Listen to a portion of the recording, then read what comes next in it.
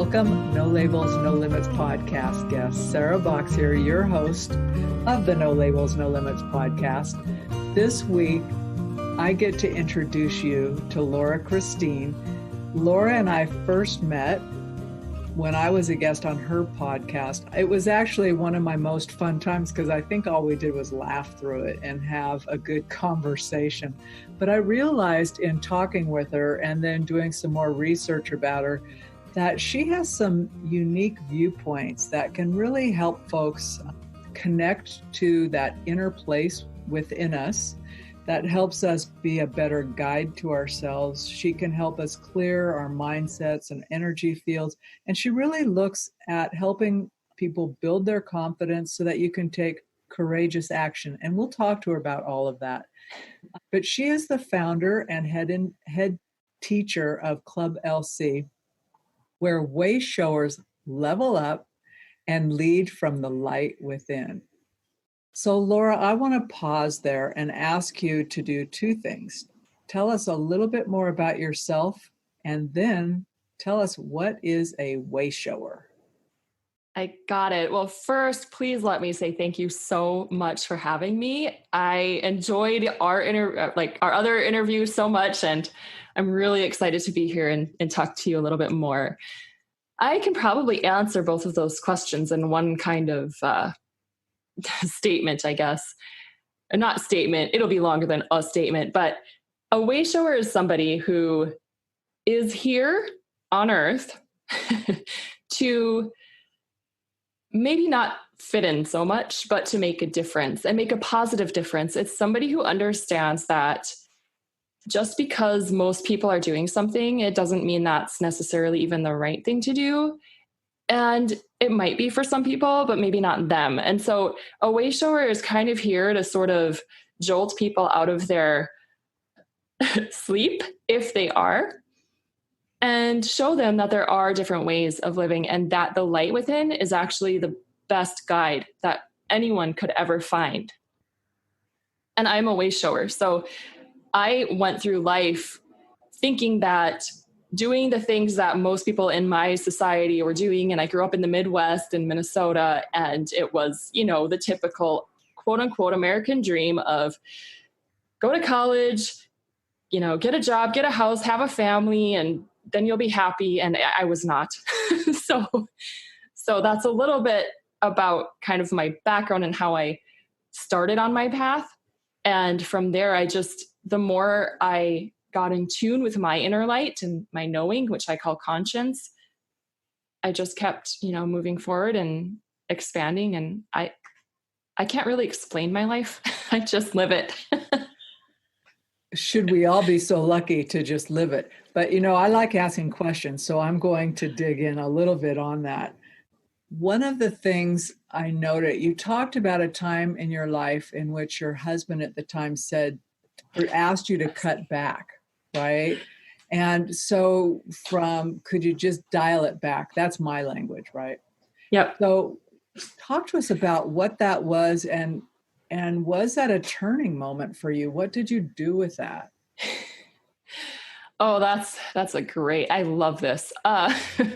Yeah. So I was sitting on my couch. I think I was probably crying. I don't know. I'm a crier, or maybe not. I don't know. I had taken a yoga teacher training, which was incredible, and it opened me a lot. And then I took Kundalini yoga teacher training, and I was at the point in my life where I was really in discovery stage, which I think we're going to talk about a little bit later, these kind of stages of evolution. But I was really in discovery stage and a little bit into growth. So I was trying different things. I was learning as much as I could. And as soon as I learned something, I was like, I can help people with this. And so I wanted to do it.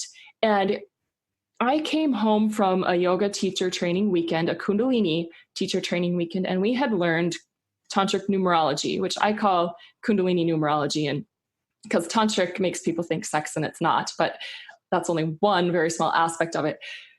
But I had these books and I was just like, I'm going to do this. And he was just beside himself. Like, why? You need to just get really good at one thing first and get successful at one thing first, and then add other things.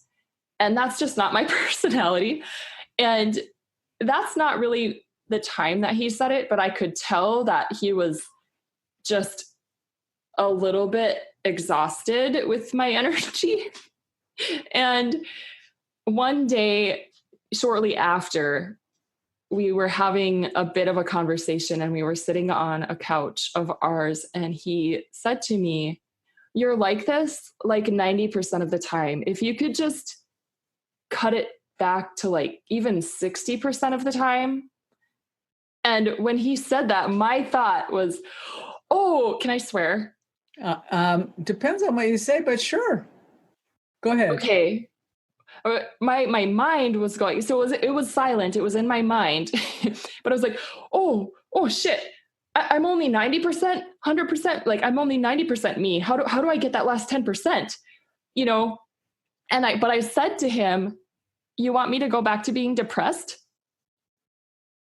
You know? So at that moment, yeah, I was like, okay, I don't know if this will work, but I'm not the one that light bulb moment for you. It was, yeah, as far as a relationship goes, it really kind of was. And I wasn't even the one to initiate our divorce either. Well, I think of it as a light bulb moment, maybe from the relationship thing too, but also you just said, "Oh, I'm only at 90%." It's like, whoa, there's more room, right? So almost a double light bulb, like, okay, might be trouble here at the relationship level, but oh, heck, man, I've got another 10%. Yes, exactly. That's true. It was a great mirror, right? Relationships are great for reflection. They are great for reflection. So I do have a question about when you are working with folks, you talk about helping people access their inner guru, right? Right. What does that mean? So for someone who's maybe new to Club LC or they want to know, it's like, what does that mean? Yes. So the easiest way for me to share about this, I guess, is, you know how it feels when you're always asking other people what's best? Like, what should I do? You're asking other people, what should I do? Is this going to work? You know, and we all want to know that what we're going to do is going to work. I can say something about that later. But always asking outside yourself, even going to like psychic mediums who are incredibly helpful. And I have friends that do that. And I call upon them sometimes too. But what if you could actually just take a breath and feel into your own self and know what the next step should be? Or should is not really a word I use, but what the next step for your highest and best is. What if you didn't have to always be looking and asking others? Because then your power is in their hands, and that's not liberating. Why do we do that? Why do we look external, Laura? You know, I think because we don't trust ourselves. And I think that we're conditioned as we're growing up. We always have authority. I mean, we have our parents, and we need that as children for some guidance and direction. But then we get into school, and then the only thing that matters is our grades. And the only thing that matters is how the teacher likes us. And so we're always seeking that outside approval from when we're tiny. So we haven't been taught that it's right to tune in and go with our own knowing. So I think maybe you could talk to us a little bit about the evolution spiral, or does that touch into how we get into that place? Or yeah, I would say so. So it starts with curiosity, and something makes us curious. So if you've probably, all your listeners have been on a spiritual journey and spiritual path, so they'll resonate with this. What was it? Something outside yourself, maybe, or a circumstance that you couldn't control, maybe an illness, maybe a big life change, a divorce, really anything, a death in the family or something. Something happened and it just made you think, oh, wait, this isn't it. There's more to life. So it could either be external like that, or something inside is bubbling up and it can't be ignored anymore. So that's kind of this curiosity stage. And it's a usually fairly short stage. And it usually leads, sorry, my cat is scratching me. So I'll pet him a little bit. But it usually, I see he wants attention. It usually leads to discovery stage. If it doesn't, it means that you don't move into the curiosity, you shy away from it and you block it. And then usually it leads more to like depression, anxiety, and things like that.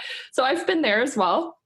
But once I stepped from that curiosity and I actually stage, and in the discovery stage is where you are, again, asking the questions, you're feeling like you're kind of like in two different worlds, right? Because the old and the new, and you're kind of trying to go back and forth and fit into both. And in this stage, you're feeling like you're finally putting yourself first a little bit and doing what feels right to you or feels good to you. And relationships can change. They can, like mine did, they can break down. You might move like I did. Big life changes can happen in this discovery stage. They don't have to, but they can. And a lot of times they will. Career changes as well.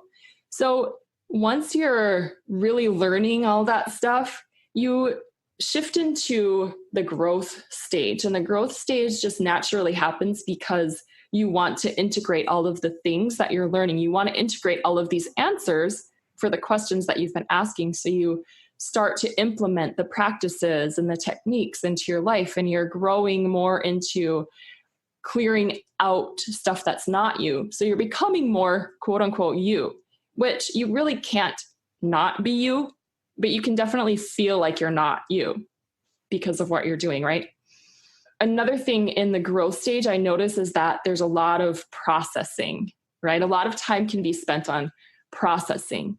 And that can actually keep you from expanding if you don't get through the processing and realize that there's actually more to life than just processing emotions and stuff. Not that you don't do it, but you don't get stuck there.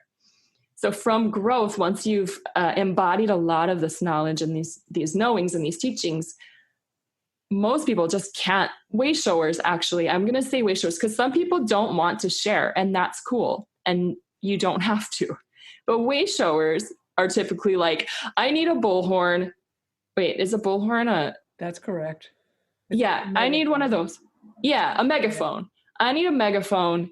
I need to share this because it's impacted me so much, and I want to help. I want to make the world a better place. And if more people know this, then they'll be happier. And then they can, and then the whole vibe raises. But way showers really are in this place of wanting to make an impact in others' lives and on the earth itself. And so again, like with all of the stages, there can be sticky aspects. And this one can be like, we're too focused on trying to help others that we don't allow ourselves to receive. Yeah. So there's that. But the expansion stage is all about, there's a lot of creation. I was in the expansion stage and I'm just coming out of it into cocooning, and I'm so happy because expansion is a lot of energy and it's really exciting, and it can lead to a little bit of burnout if you're not careful, and it can lead to just overextending yourself if you're not careful. And it's not that I haven't been careful, but things are actually shifting in my life that are really supporting my cocooning stage, because that's when you go back into, and this is why I call it a spiral, this place of quieting down, at least internally, and reevaluating and kind of reassessing where you've come, looking back, kind of, oh, wait, getting curious about what's coming forward. So we do go through that curiosity again. And I'm curious to see what my life is going to look like in the next month or two, because I'm moving. And then we go through that cycle again, but from a level up. Perfect. Because there's no end to it, correct? Exactly. No. A continuous cycle. I loved your description of that, because I know you can be in that place in the middle where you're, if I get the stages correct, but where you're kind of thinking and discovering and growing and not necessarily moving on, because it can be a little bit comfortable. It's not as uncomfortable as having to go out, right? Exactly. Exactly. How do you help people like get, if they're working with you and you think about like, do you help people see where they are in the spiral and how if they're stuck in one, they can like go and move to the next when they're ready? Yeah. Yes. So that's kind of the first thing that kind of, and I'll recognize it too right away, because I've been through it so much, in so many different little aspects of life and stuff. But I'll notice, and then what I usually do is, I mentioned Kundalini numerology, or the tantric numerology. I use that, and I still do. So obviously I was onto something when I brought those books home, and I'm like, I got to do this. So I actually do use that. And there are different areas of life and your consciousness that are really reflected in this numerology system. But here's the cool thing. Kundalini yoga, you were talking about it's more comfortable to not go out. Kundalini yoga makes you so comfortable with what is normally uncomfortable that fear is there's always going to be fear. I mean, fear is just part of being human. But so is courage, right? So which is stronger? And Kundalini makes courage so much stronger. So I use different techniques from that practice. And you don't have to be all out, do everything. You don't have to, quote unquote, join the cult. But we can use this technology. And sometimes it's chanting a mantra. Sometimes it's a 3-minute meditation. Sometimes it's a more like 40-minute full yoga set. It depends on the person. So it's very customized, and different things help to build these different aspects of our being. So which one is going to, right now, or which few are going to benefit most from being strengthened right now? That's kind of how I work. And so that's dependent upon where the person is who's before you at the moment. Right. Yeah. Yep. Where they're at in the cycle. And then also how much time. I mean, maybe they have 4 kids and like they don't have time to do much. So maybe a 3-minute meditation is there, and that is going to get them through. And it's amazing what a 3-minute meditation every day can do. Yeah. Well, what really started helping me was taking off the expectation that meditation has to be a certain way. Oh yeah. Practices of any kind have to be a certain way. Partly because people like you just said, where'd you get that idea? That's not true. Right. 3 minutes can get you pretty far. Oh yeah. Okay. But so there's a number of pieces of that. And you're right, like little bits over time. It's almost, and I don't know if this is accurate, so I'm testing this with you, but it's almost like giving yourself 3 minutes. Pretty soon you go, well, why not more, right? It's like 3 minutes went in a blink of an eye, and I feel better. And now I'm ready for a little bit more, whether it's 2 more extra minutes or something additional. I agree with you. I've been doing a 31-minute meditation. Actually, my friend and I, we committed to this, and we have been over 90 days now of this 31-minute meditation. The first maybe 10 days, the time of it felt long. My body wasn't used to it. So it just was but I knew what it was doing. It brings your soul and destiny present. And it does so much more than that. I don't have time to explain this meditation on this podcast, but after about 10 days, I told her, okay, now my body is used to it. So now I've really got to concentrate to make sure I'm actually doing the meditation. And then later, this meditation for money, literally it is for hard cash. It's for money, comes into my field. And I'm like, okay, fine. I'll add that. So now I'm doing the 31-minute and the 11-minute meditation. I'm almost done with the 11-minute one. I'm doing that one for 40 days. And the longer one we're going to do for 120. But yeah, and it becomes something that there's no drama about, do I want to do it? Do I not want to do it? You just do it. It's just. That's fine. You don't worry about it. Right? It's just so you do your practice because it's part of who you are. Exactly. It's like, you don't go get into drama. Maybe most people don't get into drama about, am I going to eat now or not? Because our bodies are saying eat. So we eat. And it's the same. You just don't get into the drama about it. Like, it's like showering, you don't dramatize that. So it's easy once you get kind of past the whole like discipline idea, which to me, it's just a dedication. Like, what are you dedicated to? Well, and that also, like, if you just don't think about it, you just do it. It's the whole overthinking thing. You gotta go. Okay. Sarah, that's even better. Yeah, just don't think about it. It's just like any habit. It just takes a little bit of, sometimes it does take in the beginning, a little bit of effort just to change, but we can change. We're infinitely creative. We can change. It's not that big of a deal. No, and we do change all the time. We change in microscopic ways, or when we're really motivated. Yeah. I've changed it the drop of a hat, entire plans, because someone offered me up something that sounded so cool and so interesting. I thought, 20 minutes, I can rearrange things and be there. Right. That's a change. And I don't care to change like that, but I've done it. We all can do that. So, yep. So talk to us a little bit about, I know you're traveling back and doing a workshop in Minnesota. Yeah, you're doing a whole series. What's going on with that? Yeah, so the workshops are going to be on the 26th and the 27th. And I'm thrilled because I get to teach a Kundalini yoga kriya or yoga set for opportunity and green energy. So that's kind of that prosperity, heart energy and the opportunities. And then the next morning I am teaching, or I'm leading, I'm not going to say really teaching, but I'm leading a sound healing circle.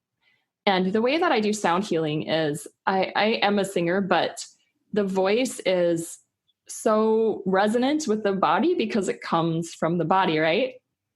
And then I've had like tuned in people, I'll say, you're channeling angels. I'm like, oh, that's cool. Great. And people say, you sound like an angel. And then I just think in my head, like, no, it's just the angels. They're singing through me. I don't know.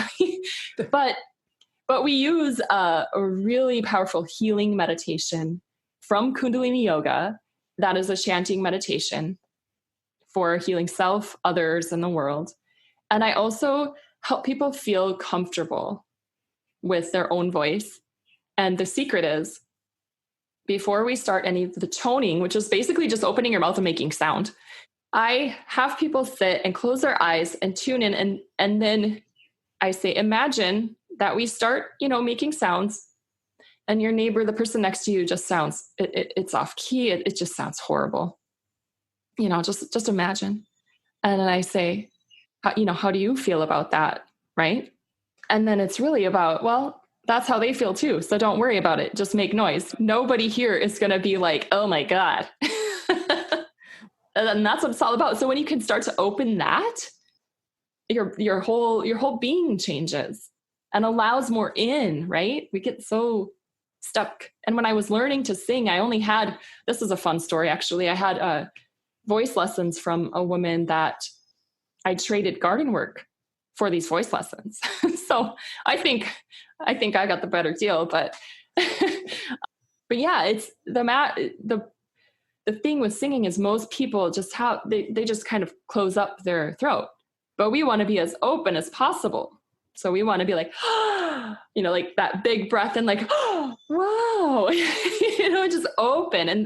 And I told her, I said, this is not just voice lessons. You're my therapist right now, because it is about the full expression of yourself. It's not just about singing.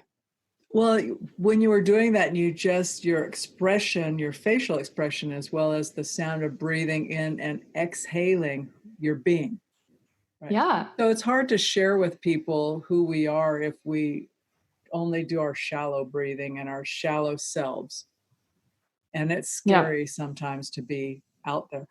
And I do recall in a yoga class where we had to vocalize, and I thought the same thing. I'm going, oh, this isn't going to be pretty.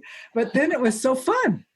But what was the most amazing thing to me was, and there was maybe 8 or 10 of us in the class or in the practice, and honestly, within a minute or two, everything started to harmonize. And it was the most incredible sound. I'm thinking, oh my goodness, the energy in the room felt really different. And all the voices just had this thing on, and no one was intentionally like going, oh, I'm going to harmonize with this person. I don't know if that was just that one moment, but it was beautiful, and it felt very connecting to the other people in the room as well as beyond the room. Yeah, definitely. And sound, if you listen, if you're if you're sound, this is funny because I'm like, if you're silent, but you're making sound actually. But if you listen, there are subtle sounds within sounds, and you'll hear different octaves. No matter like what tone you're at, you'll hear the other levels of the octaves. It's really, really cool. That sounds like it'd be a wonderful session. We will make sure this drops before then, so that if anybody is in the Little Falls area and they want to check in with Red Door Yoga Plus, they can do that. Definitely. We'll put the info in on the show notes for you too. So cool. On your journey, where you've been from the Midwest to now, for people listening, you're in Hawaii now. Yes. But you're moving, are you staying on island, or are you coming back to the mainland, or what's up? Yeah. So this is I feel like this is perfectly timed for this podcast.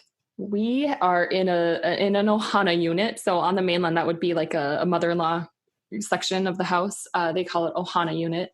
And the house that we are in was sold. So there are new owners and they want the Ohana Unit. So we have to move. And so we had 45 days. It's like, okay, well, we'll find something. And so we've been looking, and the price has gone up on pretty much everything. And, we're like, oh my gosh, I'm building a business right now. So, I've been at that. I quit a job in November. So it's a fairly new building stage. And I also, I can do other things, but I'm a licensed massage therapist, and there are lots of things that I can do. And I've actually always, ever since I quit my jobs in Minnesota, whenever I've needed a job, I've had one. It's been really cool. Okay, but that's a whole different story. So we've been looking and everything, and then we found a couple places out in the country. And when I say country, it's country. There's not much around. It's far away from the towns, and we're like, I don't know, well, we have to look. So there are a couple, and then I can't remember what day it was, but a couple of days ago, I think it was the 3rd of July, I told John, that my husband's name is John, I told him, this one said we can look, tomorrow, or was it today? I don't know. And he's like, yeah, we have to. That's awesome. And this is one out in the country. It's Kaava, for people who have any idea about little tiny country towns on Oahu. But he's like, we have to look at that one. It's awesome. He thought I meant a different one. And so we were told, like, okay, park by the chicken coop.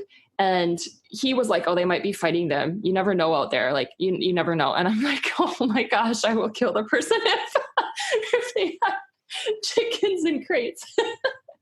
But so we were just not expecting a nice place. So we get there and it's gated. And then we go in, and it's a big home with a main house and then like 4 rentals, but it's huge. Like, it's a big home. It's a gorgeous yard. It has this beautiful chicken coop with no chickens in it. The chickens are out in the lawn, and it's on the ocean. Okay, so that's like the main thing. So John, first of all, was like, oh, that's not the one I meant. Anyways, then we see the inside. And for Hawaii, you all, it is huge. It's big. And we're like, oh, so the rent's a little bit higher, but now we get to take another risk, right? Because it's so far out there. I'm like, I don't know. Like, I don't know, but I do know. Does that make sense? It makes sense to me. Exactly. So then I'm thinking, there are other places, and my body tells me, just like my body told me to come to Oahu rather than the Big Island when I moved out here, my body is telling me that I'm out there, and that is just it. And I'm not going to argue with that. It got me to Hawaii, and I'm still here 4.5 years later. I'm not going to argue with what this says. So there we are. Ending up, right? Yeah. And it's beautiful. So Well, it and sounds amazing. and you drive out there and you feel just this expansion and lightness. Well, I do. I don't know that anybody would, but that's how I'm feeling it. And so that's again how I know. And then where we used to live, we love it there too, and we're thinking of looking at a place, but it's just no. It's just a no. It's a no, not yet, not now. Yeah. It's just a no. Well, how great that you found a place when the clock was ticking and that it's so gorgeous. And it always does work out that way. The reason we're here, I don't know if you want me to tell you more stories, but the reason we're in this Ohana unit is because someone lit a fire in the place we were living prior to this. And so we woke up with our home on fire one night. And that, my friends, was an experience. Boy, if that doesn't put a point on it. So, and then that's when a lot of things shifted, and in of course, good ways. And, when we had to move out of this place, my husband was like, oh, this is, it's too bad. And I said, well, I don't know if it's bad or good. He was like, you just can't admit. I said, no, honestly, it could be a good thing. Like, I don't know if it's good or bad. It just is what it is. And then I said, at least let us find our next place, and then I'll tell you if it's bad or good. Everything just is. Chicken coop, that might not be so great. Right. Yeah, exactly. Sometimes if we can just pause long enough from analyzing or judging something. Yes. Because we don't have all the information yet. So if you were going to leave our listeners with a word of advice as they go out into their days or on their journeys, what's something that either a piece of advice you've received that's really helped you, or something you've learned that you would like folks to reflect on? I'm so glad you asked me this. This came before anything we've talked about today. I was in college and I was freaking out because that was my nature. What am I supposed to do? I don't know. Should I move out there? Should I stay here? What should I do? Should I stay in college? Should I blah, blah, blah, blah. And I was freaking out, and I was sitting on my parents' kitchen counter, and my mom was there, and she just looked at me and said, maybe you don't need to know. Maybe you're not supposed to know. And wow, did that trigger a light in my brain. And I have kept that. I wrote a song called Maybe You Don't Need to Know. That has stayed with me, and I'm getting those shivery chill things now. It has stayed with me of, oh yeah, maybe I don't have to know everything. And that's in your head, because yes, you quote unquote know everything, but maybe you don't need to. Maybe you're not supposed to. Maybe it's not about knowing. Yeah. So that's what I would leave. Just if you're worked up right now about some decision that you need to make, maybe you don't need to know what the outcome is, but I do encourage you to sit and let yourself follow the feeling. It might not look like you think it's going to look. It probably won't, but it might look even better. I am going to move to, if we're accepted, which I think we will be, I'm going to be on the ocean. I don't know how, it can always get better. So how does it get better than this? But just follow the feeling. Well, on that note, I think we will officially end this conversation, Laura. I think you and I probably will have more conversations in the future. So thank you so much for being a guest on our podcast. We'll make sure this is out before your workshop so that folks who want to reach out, and there are listeners in that area, so folks who want to reach out can track you down. That sounds wonderful. I can't wait to talk to you again. Thank you so much. And I just want to say, if you're into that Kundalini yoga kind of thing, but you're not in Little Falls, Club LC incorporates Kundalini yoga and meditation and sound healing and everything like that. And it's online, so you can be anywhere. So we can be part of your community by just following the links in the show note and tracking you down. Excellent. Yes. Perfect. All right. Thanks so much, Laura Christine. Thank you, Sarah. I enjoyed this so much. Well, that's it for this week's edition of the No Labels, No Limits podcast. We hope you liked what you heard, and if you did, we ask that you go over to iTunes, Stitcher, Spotify, or wherever else you listen to the podcast and leave us a rating and review. If you know someone who would enjoy this podcast, please be sure to share. And until next time, have a great week living a no labels, no limits, and no excuses life.